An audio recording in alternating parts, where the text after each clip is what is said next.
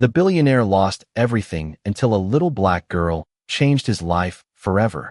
What could possibly cause someone who lost everything to find a reason to keep going again? And how could one little girl change a life forever? Hello everyone, and welcome back to the channel. We're so glad you're here to share another unforgettable story with us. If you enjoy powerful, heartwarming stories, please subscribe to the channel and turn on notifications so you never miss a new upload. Thank you for your continued support. It truly means the world and helps this community grow with every story we share. Before we begin, tell us in the comments, do you believe one unexpected person can completely change another person's life? Now, settle in, relax, and let's begin today's remarkable story together. Before you decide your life is over, the little girl said softly, make sure you haven't walked past the reason to keep living. Nathaniel Brooks never imagined that the voice pulling him back from the edge of his darkest thoughts would belong to an 8-year-old girl carrying a faded blue backpack almost as big as she was. The wind swept across the old steel bridge overlooking the Chicago River, carrying the bitter chill of late November through the empty streets. Downtown lights shimmered across the water like broken pieces of a dream that no longer belonged to him. Just 6 months earlier, Nathaniel had stepped out of a Blacktown car into boardrooms where people stood before he even spoke. His name had appeared on magazine covers beside words like visionary, billionaire, and industry titan. Now the expensive watch was gone from his wrist. The tailored suits had been sold. The penthouse overlooking Lake Michigan belonged to someone else. His closest friends had stopped calling. Investors who once praised his brilliance suddenly claimed they had always questioned his judgment. Even the newspapers that celebrated every success now filled pages with stories about his spectacular collapse, though few cared enough to discover how completely he had been betrayed. Nathaniel wrapped his thin coat tighter against the cold. It was no longer designed for Chicago winters, but it was all he had left. He stared across the dark river, listening to the distant rumble of trains and the occasional car crossing the bridge behind him. For the first time in his 52 years, the future looked completely empty. Then came the quiet footsteps. They were so light, they almost disappeared beneath the sound of the wind. He barely turned his head until a tiny paper bag appeared beside him. You look hungrier than I do, the little girl said. You should have the bigger half. Nathaniel blinked in confusion. Inside the bag rested half of a peanut butter sandwich wrapped carefully in wax paper. It was far from fresh, yet she offered it with both hands as though she were presenting something priceless. I can't take your dinner, he answered quietly. The girl smiled with surprising confidence. Then we're both hungry instead of just one of us feeling guilty. Nathaniel looked at her for the first time. Her dark brown eyes reflected the city lights with a warmth that seemed impossible on such a freezing night. Her curly hair was gathered into neat puffs beneath a knit cap that had clearly been repaired more than once. The blue backpack resting against her shoulder showed faded cartoon stars almost rubbed away by time. She couldn't have weighed more than 60 pounds, yet she stood with the calm certainty of someone much older. What's your name? He finally asked. Amara Johnson, she replied. My grandma says sharing always makes tomorrow a little easier to believe. Nathaniel stared at the sandwich again. Somewhere inside a life that had become nothing but silence and regret, a tiny crack appeared, just wide enough for hope to slip through. He accepted the sandwich with trembling hands, unaware that this ordinary little girl had already begun changing his life forever. The next morning the city woke beneath a pale gray sky, and the cold carried the sharp promise of another Chicago winter day. Nathaniel sat alone on the same weathered bench, turning the folded wax paper over in his hands long after the last bite of the sandwich had disappeared. He could not remember the last time someone had given him something without expecting anything in return. Years of business deals had taught him to search for hidden motives, but there had been none in the quiet smile of a little girl who owned almost nothing herself. As church bells echoed faintly from somewhere across the river, he noticed the familiar blue backpack moving through the crowd. Amara walked with quick, cheerful steps, stopping every few yards to greet people whose names she somehow seemed to know. She waved to a crossing guard, thanked a street cleaner for keeping the sidewalk tidy, and smiled at an elderly man feeding pigeons beneath a row of leafless trees. None of them looked wealthy. None of them appeared important by the standards Nathaniel had once lived by. Yet every face brightened after speaking with her. Curious, He rose and followed at a respectful distance. She entered a small neighborhood grocery store with only a few dollars folded carefully inside her mitten. Nathaniel watched through the front window as she counted every bill twice before choosing a loaf of discounted bread, a carton of eggs, and a small container of milk. She studied the shelves for several moments, then quietly returned a package of cookies after noticing the total had climbed too high. The cashier smiled kindly and handed her the receipt. Amara thanked her as though she had received a priceless gift instead of ordinary change. Outside, she stepped into the crisp morning sunlight and walked toward a modest brick apartment building where flower pots rested on every windowsill despite the season. Nathaniel remained across the street as she climbed the stairs carrying the grocery bag with both hands. An older woman opened the door before Amara could knock. Silver hair framed a gentle face lined by years of hard work, yet her eyes sparkled the instant she saw the little girl. They embraced warmly before disappearing inside. Through the kitchen window, Nathaniel caught a glimpse of Amara placing the groceries on the table while the older woman laughed at something she said. The apartment was simple, the furniture well-worn, but the room glowed with a kind of peace that no mansion he had ever owned had managed to create.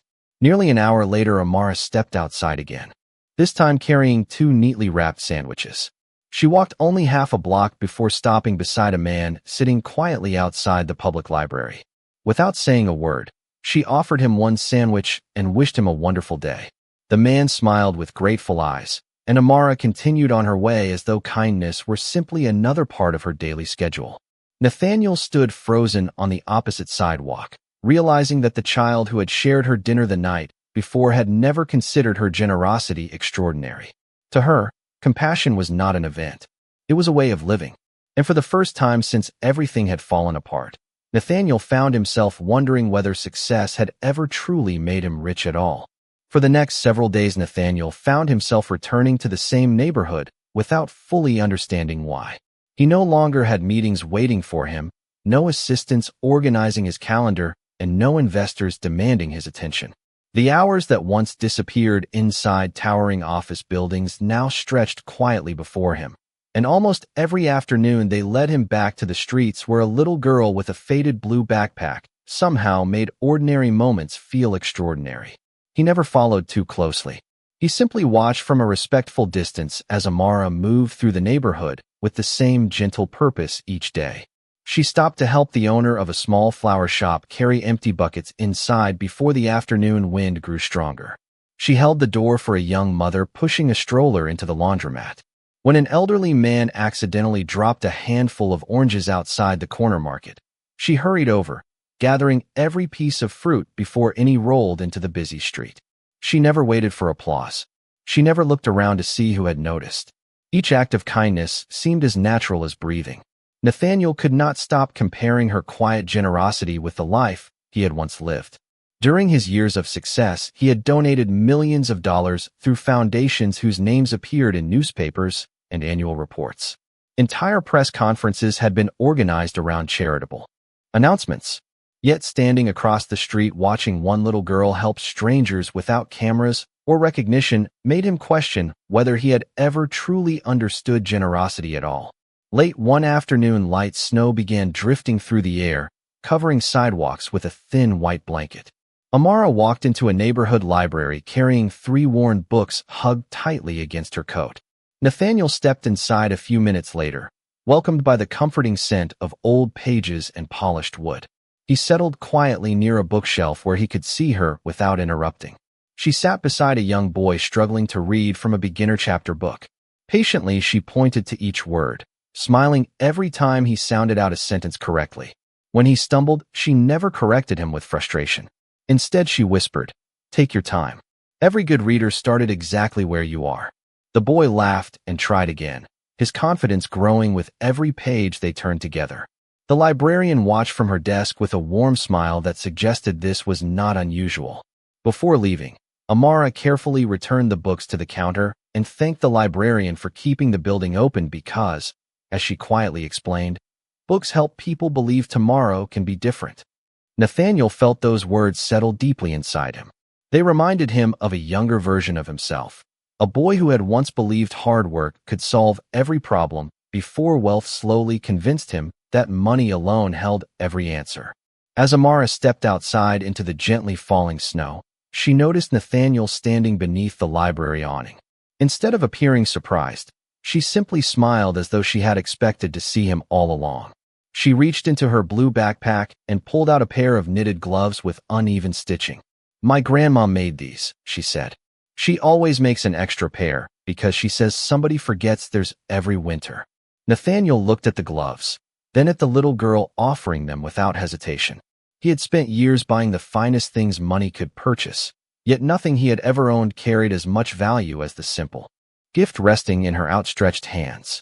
Slowly he accepted them, realizing that with every quiet act of kindness, Amara was rebuilding something inside him that he had believed was gone forever.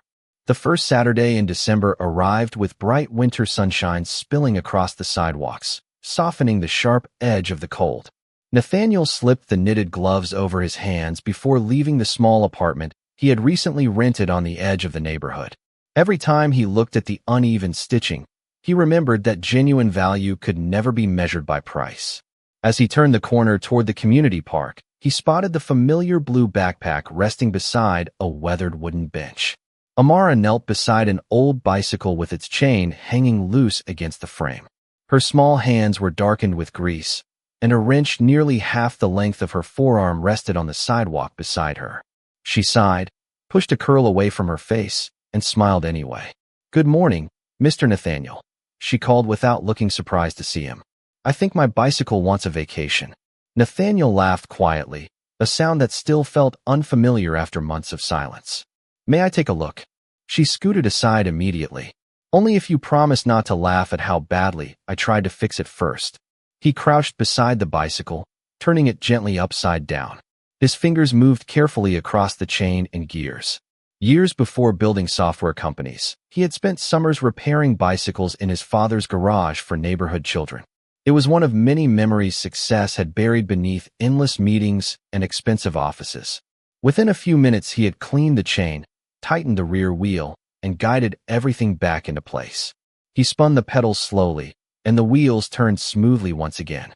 Amara's eyes widened with delight. "You fixed it," she exclaimed. Nathaniel shrugged with a warm smile. "Sometimes things only need a little patience." She climbed onto the bicycle and rode a careful circle around the park before stopping beside him again. "Grandma always says people are a lot like bicycles," she said thoughtfully. "Even when life knocks the chain off, it does not mean the ride is over." Nathaniel looked at her with quiet surprise. "Your grandmother sounds very wise." Amara grinned proudly. "She says wisdom is just kindness that has lived a long time." They sat together on the bench watching children laugh as they built uneven snowmen across the open field. The air carried the smell of roasted chestnuts from a nearby street vendor, and church bells drifted gently across the neighborhood. After a long silence, Nathaniel spoke. "I used to believe happiness came after reaching the next goal. The bigger company, the larger house, the higher number in the bank." Amara swung her feet above the frozen ground. "Did it work?" she asked. Nathaniel looked toward the bright skyline rising beyond the trees. "Only for a little while." She nodded as though she had expected that answer. "Grandma says happiness is funny. If you chase it, it keeps running. But if you help somebody else find theirs, it usually comes back and sits beside you." Nathaniel smiled, feeling the truth of her words settle quietly inside him. For the first time in many years, he realized an entire afternoon had passed without thinking about lost money, broken partnerships, or headlines that had once defined him. Instead, he had repaired a bicycle, shared a park bench, and listened to the wisdom of a child who owned very little, but somehow understood more about life than most of the powerful people he had ever known. As the winter sun slowly dipped behind the city skyline, Nathaniel noticed something remarkable. The emptiness that had followed him for months was no longer sitting beside him. In its place was a quiet hope, growing stronger with every conversation he shared with the little girl carrying the faded blue backpack. The following Tuesday, the neighborhood awoke beneath a sky the color of silver, and tiny flakes of snow drifted lazily through the cold morning air. Nathaniel had begun looking forward to these quiet walks more than he had once anticipated billion-dollar negotiations. He stopped by the corner bakery and purchased 2 warm cinnamon rolls before making his way toward the public library, hoping to Surprise Amara with breakfast. As he approached the entrance, he noticed a small crowd gathered around a television mounted above the checkout counter. A local news station was replaying an old business story, highlighting famous entrepreneurs who had disappeared from public life after financial scandals. Nathaniel froze when his own younger face appeared on the screen, wearing an expensive suit and standing confidently before a line of cameras. His name echoed through the room. Several people glanced toward him before looking back at the television. Most simply returned to their books without another thought, but one middle-aged man looked twice, clearly recognizing him. Nathaniel quietly lowered his eyes and stepped outside before anyone could approach. He stood beneath the library awning, breathing slowly as familiar feelings of regret returned. Moments later, the front door opened, and Amara skipped outside carrying 3 library books hugged against her coat. She noticed the expression on his face immediately. "Something happened," she said gently. Nathaniel hesitated before answering. "Someone remembered who I used to be." Amara tilted her head. Who did they remember? He looked across the snowy street. A man who had everything and then lost it. Before he could explain further, the same man from inside the library walked toward them with cautious curiosity. "Excuse me," he said politely. "You are Nathaniel Brooks, are you not? I remember reading about your company years ago." Nathaniel nodded quietly. "Yes, I am." The man smiled kindly instead of judging him. "Life can surprise all of us. I hope things get better for you." After wishing them both a pleasant day, he continued down the sidewalk. Nathaniel stood silently, relieved yet still uneasy. Amara looked up at him with thoughtful eyes. "Were you really famous?" she asked. Nathaniel gave a small laugh. "For a while." "Were you really rich?" she continued. "Yes." She considered that answer for several seconds before asking the question he least expected. "Were you happy?" Nathaniel smiled sadly. "Sometimes I thought I was." Amara nodded as though everything suddenly made sense. "That explains why you like sitting on park benches now." He laughed softly. "Does it?" She smiled. "Grandma says people who lose something important usually spend a long time looking in the wrong places before they find what they actually need." Nathaniel handed her one of the warm cinnamon rolls. "I brought breakfast." Her eyes brightened with gratitude. "Then we should split them." They sat together beneath the bare branches of a large oak tree as steam curled into the crisp winter air. Nathaniel finally told her pieces of his story, not about money or headlines, but about the mistakes he had made by believing success could replace time with family, friendships, and simple moments of peace. Amara listened without interrupting. When he finished, she brushed a few snowflakes from the cover of one library book and quietly said, "You are not the man from the television to me. You are the man who fixed my bicycle, wears my grandma's gloves, and always remembers to say thank you. That is the person I know." Nathaniel felt the weight he had carried for months become just a little lighter because the little girl sitting beside him had chosen to see not the life he had lost, but the person he was still capable of becoming. By the middle of December, the neighborhood had settled into its familiar winter rhythm. Store windows glowed with simple holiday decorations. Children hurried home wearing bright scarves, and the scent of fresh pine drifted through the streets whenever the wind shifted. Nathaniel had started volunteering at the public library a few afternoons each week, helping repair worn tables and organize donated books. The work was quiet, honest, and strangely satisfying. One snowy afternoon, Amara arrived carrying her faded blue backpack and hurried straight to the front desk, where Mrs. Evelyn Carter, the librarian, greeted her with a grateful smile. "You are just in time," she said. Mr. Harold brought another box from the old storage room in the community center. "Some of these papers belong to businesses that rented office space years ago. I cannot throw them away until someone sorts them." Amara happily rolled up her sleeves. "I like organizing things." Nathaniel joined them, expecting nothing more than an afternoon of dusty folders and forgotten receipts. Together, they opened one weathered cardboard box after another, placing outdated newsletters, community flyers, and old lease agreements into neat stacks. Hours passed peacefully until Amara paused with a puzzled expression. "Mr. Nathaniel," she said, holding up a thick envelope with faded lettering. "Does this company sound familiar?" He turned toward her, and the moment he read the name printed across the front, his heartbeat slowed. It was Brooks Digital Systems, the original headquarters of the company he had built years before. He carefully accepted the envelope, surprised to see it had never been opened. Mrs. Carter adjusted her glasses. That box came from a storage closet that has not been cleaned in years. The building manager donated everything because they were remodeling. Nathaniel gently unfolded the papers inside. Most were routine property records, maintenance notices, and archived correspondence. Then one document caught his attention. It was a signed delivery receipt confirming that several boxes of financial records had been transferred to an off-site storage facility just days before the investigation that had destroyed his reputation. Nathaniel frowned. "This cannot be right," he whispered. Everyone believed those records had disappeared. Amara looked at him with quiet curiosity. "Is that important?" He nodded slowly. "Very important." Years earlier, investigators had concluded that key accounting files no longer existed, leaving Nathaniel unable to prove that crucial financial decisions had been approved by another executive. Without those records, suspicion had settled heavily upon him. Yet this forgotten receipt suggested the files had never vanished at all. They had simply been moved somewhere no one had searched. Mrs. Carter leaned closer. "Does it list where they were taken?" Nathaniel scanned the page until his eyes stopped on a warehouse address only a few miles away. His hands trembled, not from fear, but from disbelief. For the first time since losing everything, there was a real possibility that the truth had been waiting quietly all along instead of being erased forever. Amara smiled as though she had discovered nothing more unusual than another library book needing a new shelf. "Grandma always says the truth is patient," she said softly. "People get tired before the truth ever does." Nathaniel folded the receipt with extraordinary care and slipped it safely inside his coat pocket. He looked at the little girl whose simple willingness to help organize forgotten boxes had uncovered the first genuine thread leading back to the life he thought had been lost forever. Standing inside that warm little library surrounded by old books and ordinary people, Nathaniel realized that hope rarely arrived through grand miracles. Sometimes it waited quietly inside a dusty box until the right pair of small hands chose to open it. The discovery of the forgotten receipt stayed in Nathaniel's thoughts long after he left the library that evening.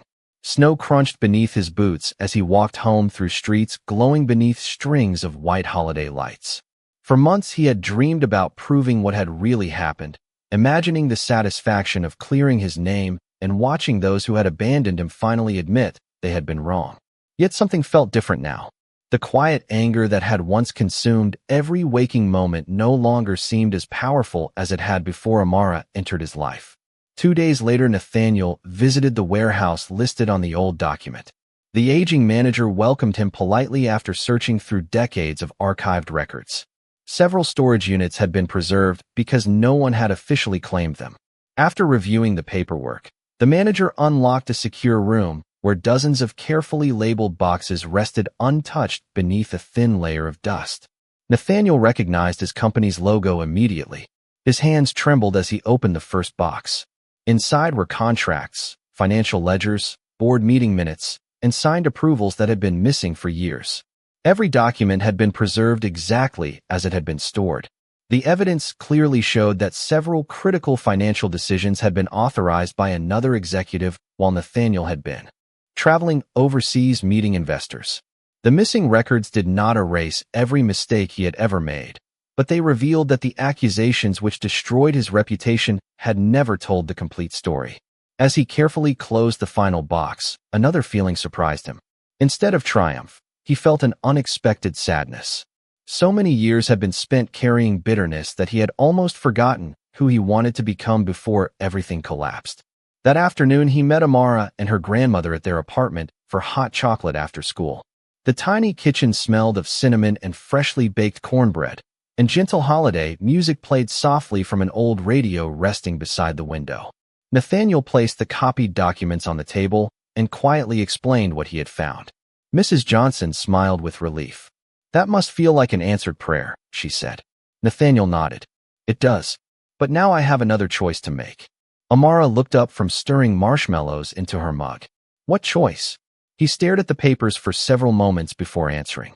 "I could spend the rest of my life trying to make the people who hurt me suffer the way I suffered. Or I could simply tell the truth and let the truth speak for itself." The room grew peaceful. Outside, snowflakes drifted gently past the window. Finally, Amara spoke in her calm, thoughtful voice. Grandma says when your hands are full of heavy rocks, you cannot pick up beautiful things. Nathaniel smiled. You think revenge is one of those rocks? She nodded. If you carry it too long, it becomes heavier than the person who gave it to you. Mrs. Johnson reached across the table and gently folded Nathaniel's hand around the stack of papers. Justice and revenge are not the same road, she said. One helps people move forward. The other keeps everyone standing in the same place. Nathaniel looked at the two people who had quietly transformed his understanding of success, strength, and forgiveness. He realized that recovering the truth was only the beginning. The greater victory would come from deciding what kind of man he wanted to be once the truth was finally heard. As he slipped the documents back into their folder, he made a silent promise that when the time came, he would seek restoration instead of resentment, because the greatest lesson an 8-year-old girl had taught him was that a healed heart could accomplish what an angry one never could. The week before Christmas brought clear skies and crisp winter air that made every storefront sparkle beneath strings of white lights. Nathaniel quietly met with an independent legal team, providing every recovered document from the warehouse along with the forgotten delivery receipt that had started everything.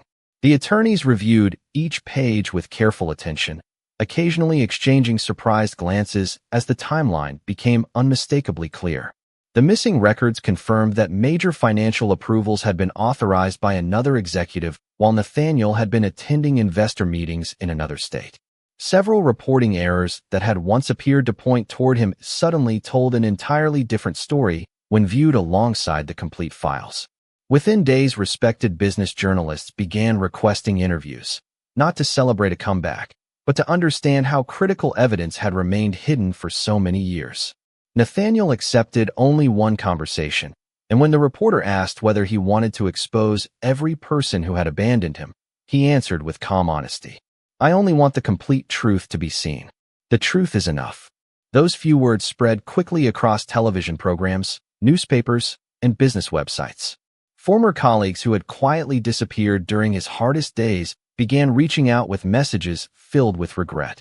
Investors who once doubted him acknowledged that important facts had never been available. The public conversation slowly shifted from blame toward fairness, and Nathaniel watched it all with surprising peace. He no longer refreshed news headlines every hour. Instead, that afternoon he found himself exactly where he wanted to be, sitting beside Amara on the familiar bench overlooking the river while she fed crumbs to a flock of sparrows. She looked at him with a knowing smile. People have been smiling at you all day, she observed. Nathaniel laughed softly. I noticed.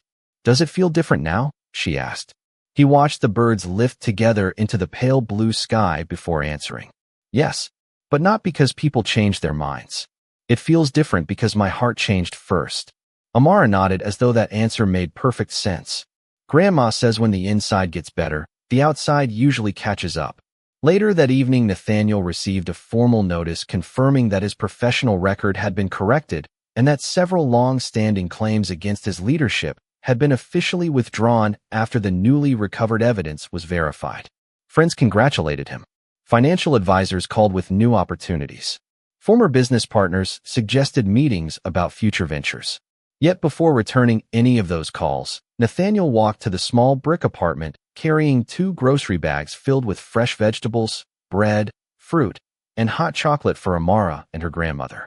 Mrs. Johnson welcomed him with the same warm smile she had offered from the very beginning, long before anyone remembered his name.